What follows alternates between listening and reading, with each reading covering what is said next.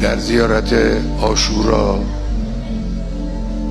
شما عرض میکنید به امام حسین علیه السلام: یا ابا عبدالله انی سلم لمن سالمکم و حرب لمن حاربکم الی یوم القیامه.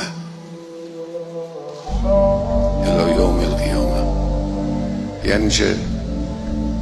یعنی این کارزار تمام نشده نیست.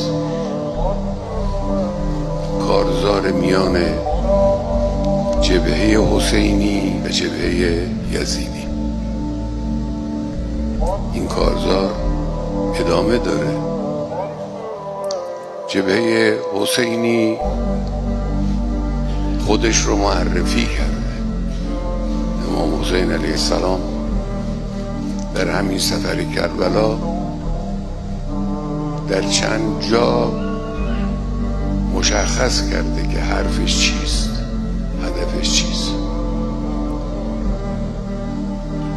فرمود ان رسول الله صلی الله علیه و آله قال من رأى سلطانا جائرا.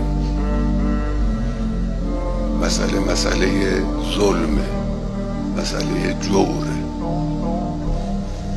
مستحلا لحرمات الله ناقصا لعهد الله یعمل فی عباد الله بالجور و العدوان. مسئله اینه. این جبهه حسینی است در مقابله با ظلم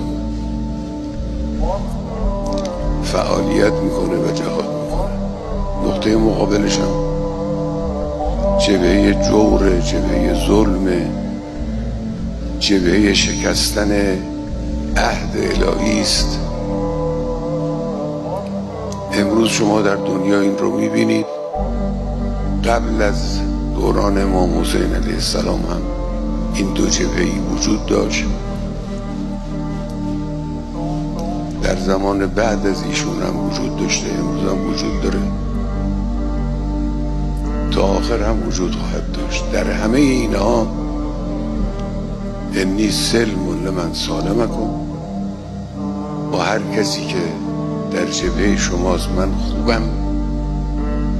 حرب لمن حاربکم، با هر کسی که با جبهه شما می جنگه. این جنگ اشکال مختلفی داره.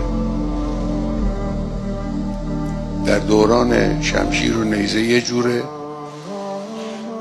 در دوران اتم و هوش مصنوعی و امثال اینها یه جور دیگه است. ولی هست در دوران تبلیغات به وسیله شعر و قصیده و حدیث و بیان کلمات یه جوره،